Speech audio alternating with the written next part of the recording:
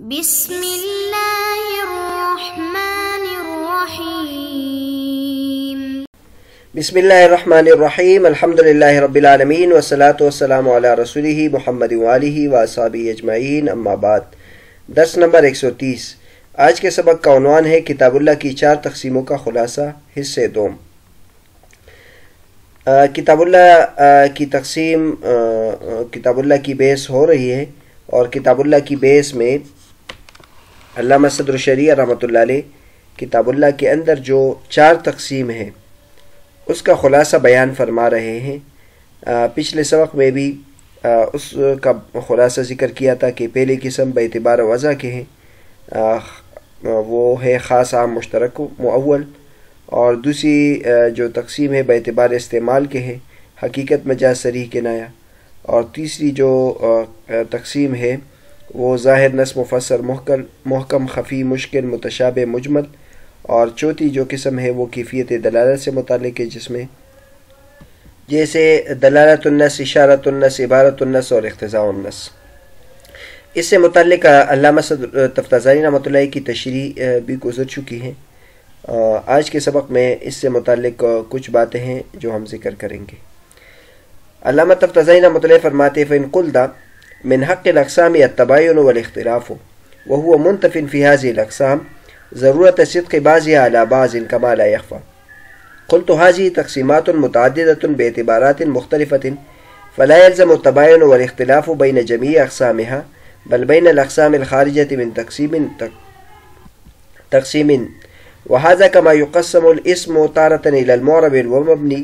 وتارة الى المعرفة والنكرة، مع ان كل منهما اما معرب او مبني، على أنه لو جعل الجميع أقساما متقابلة لكفى فيها الاختلاف بالحيثيات والاعتبارات كما في أقسام التقسيم الأول، فإن لفظ العين مثلا عام من حيث إنه يتناول جميع أفراد الباصرة، ومشترك من حيث إنه وزع للباصرة وغيرها، وكذا التقسيم الثاني۔ اگر کوئی یہ اعتراض کرے، سوال کرے کہ اقسام کا حق تو یہ ہے کہ ان میں تباین اور اختلاف ہو، اور وہ ان اقسام میں منتفی ہے، کیونکہ ان میں سے بعض پر صادق آتا ہے لازمی طور پر، جیسے کہ مخفی نہیں ہے۔ میں کہتا ہوں کہ یہ کئی اقسام ہیں مختلف اعتبارات کے ساتھ، لہذا اس میں تباین اور اختلاف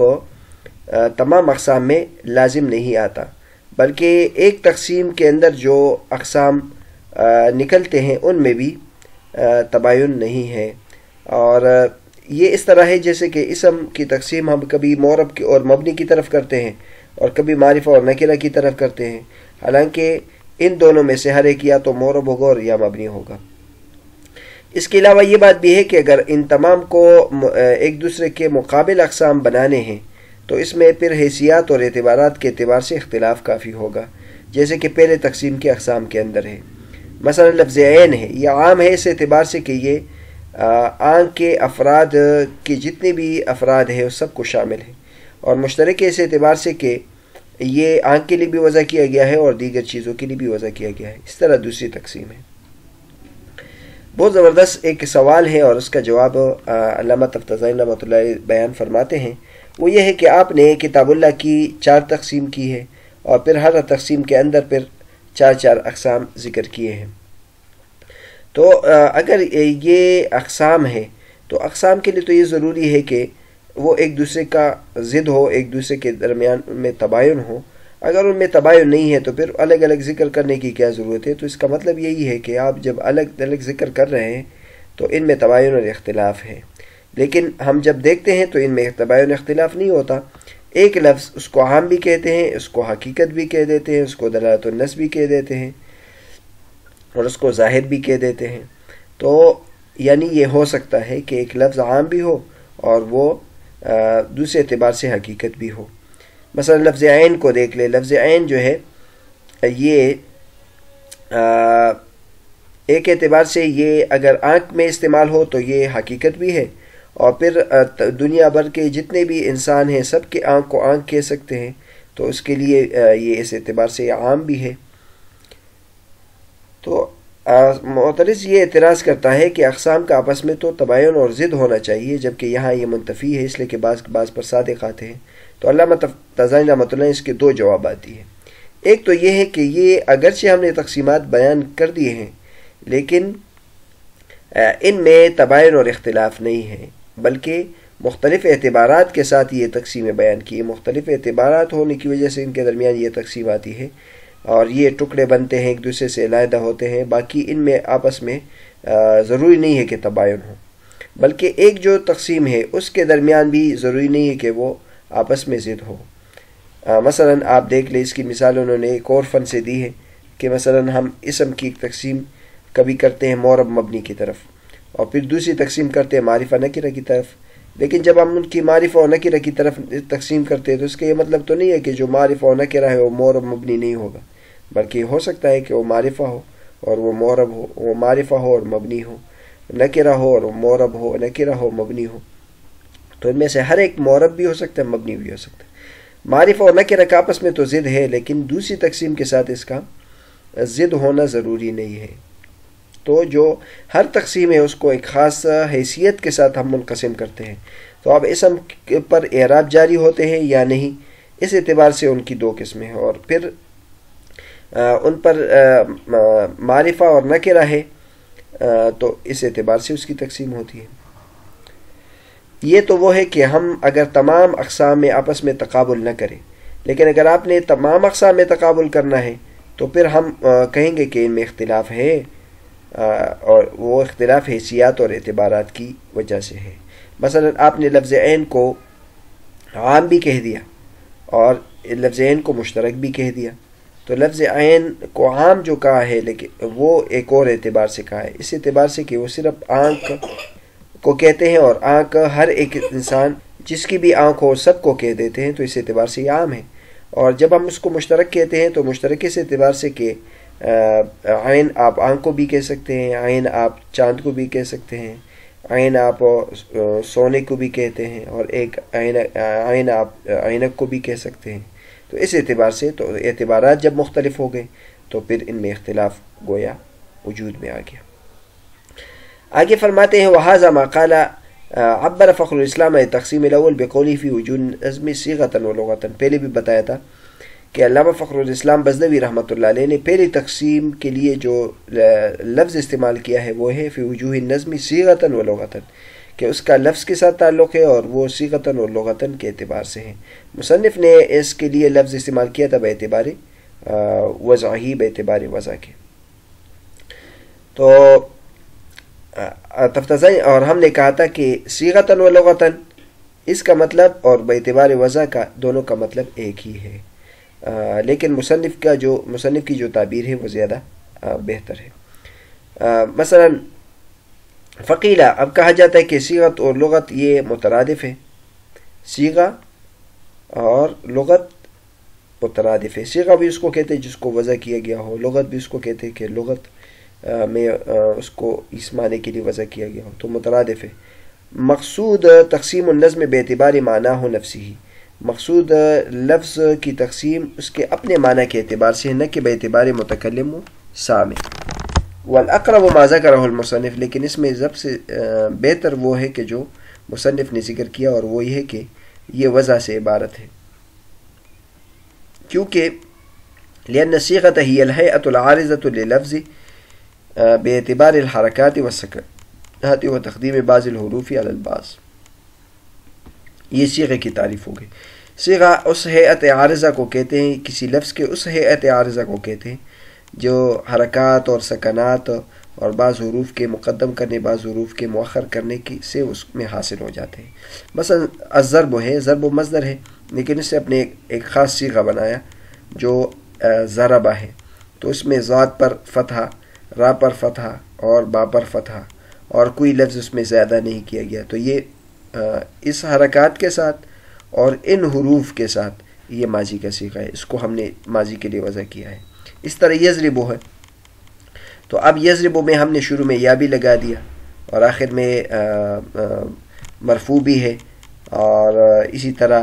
آخر سے جو ما قبل ہے اس پہ ساکن بھی ہے، اس پہ کسرہ بھی ہے، تو یہ مضارع معروف کے لیے ہم نے اس کو وضع کر دیا۔ تو اس اعراب کو اور ان حروف کے تقدیم و تاخیر کو اس کو صیغہ کہتے ہیں، اور لغت کس کو کہتے ہیں؟ اس لفظ کو جو اس کو وضع کیا گیا ہو، اور اس سے مراد یہاں لفظ کا جو مادہ ہے اور اس کے جوہر حروف ہے وہ مراد ہے، کیونکہ ساتھ صیغے کا لفظ بھی ہم نے استعمال کیا ہے۔ تو فرماتے والواضع كما عین حروف ضرب بإزاء المعنى المخصوص عین هیئته بإزاء معنى المزی، واضح نے جس طرح کے ضربہ کے حروف کو ایک مخصوص معنی کے لیے وضع کیا ہے تو اس طرح اس کی ہیئت کو بھی ماضی کے معنی کے لیے وضع کیا ہے۔ بس لفظ اپنے معنی پر دلالت نہیں کرتا مگر مادے اور ہیئت کے وضع کے ساتھ، اس لیے مصنف نے ان دونوں سے وضع اللفظ کے ذریعے سے تعبیر کی۔ تو مصنف یعنی علامہ فخر الاسلام بزدوی کی جو تعبیر ہے وہ ذرا مفصل ہے اور اس میں یعنی طول ہے، اور علامہ صدر الشریعہ رحمۃ اللہ علیہ نے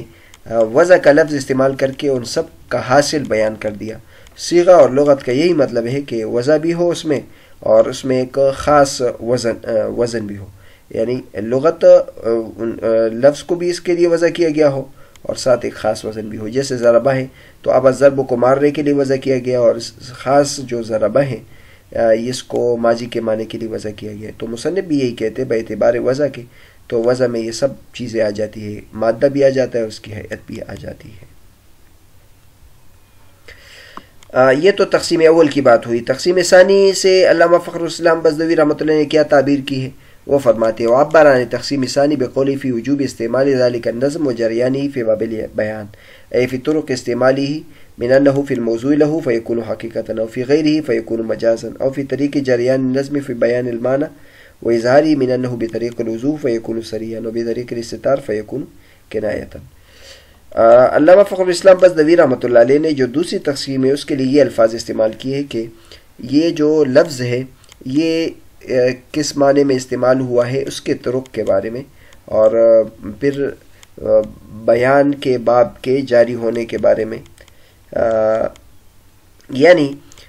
اس لفظ کا اس معنی میں استعمال کے طرق کے بارے میں کہ یہ موضوع لہو میں استعمال ہے تو وہ پھر حقیقت ہوگی، اور اگر وہ غیر موضوع لہو میں استعمال ہے تو پھر مجاز ہوگی، اور یا اس نظم کے معنی کے بیان اور معنی کے اظہار میں جاری ہونے سے متعلق ہوگی کہ اگر وہ بطریق وضو ہو تو صریح ہوگا، اور اگر بطریق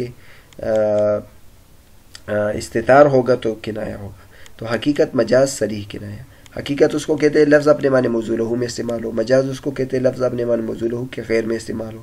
صریح اس کو کہتے ہیں کہ لفظ جس معنی میں استعمال ہو اس پر اس کی دلالت واضح ہو، اور استتار اس کو کہتے ہیں، کنایا اس کو کہتے ہیں کہ لفظ اپنے موضوع لفظ جس معنی میں استعمال ہو اس میں وہ واضح نہ ہو۔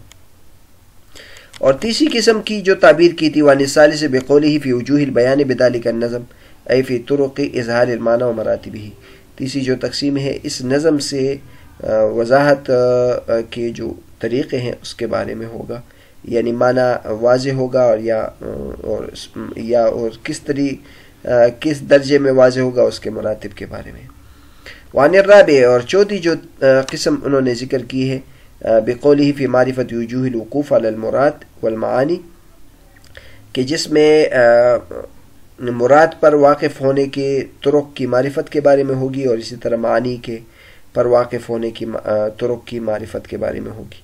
ای معرفت طرق اطلاع السامع علی مراد المتکلم، یعنی ان چیزوں کے بارے میں بحث ہوگی کہ کس طریقے سے سامع متکلم کی مراد پر مطلع ہوگا، اور کلام کے معنی کے طرق کے بارے میں بیعت علیہ من طریق العبارہ والاشارہ وغیرہما، کہ جو مخاطب ہے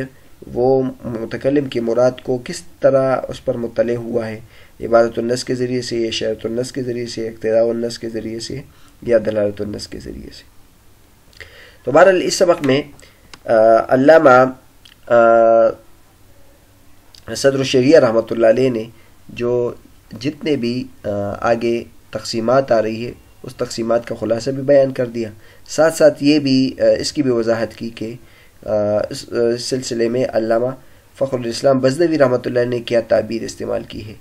اور صدر الشریعہ رحمۃ اللہ علیہ نے اگر ان میں سے کسی میں تبدیلی کی ہے تو اس کی وضاحت بھی کی ہے، اور ساتھ ساتھ گویا پورے سبق کا خلاصہ بھی سامنے آ گیا۔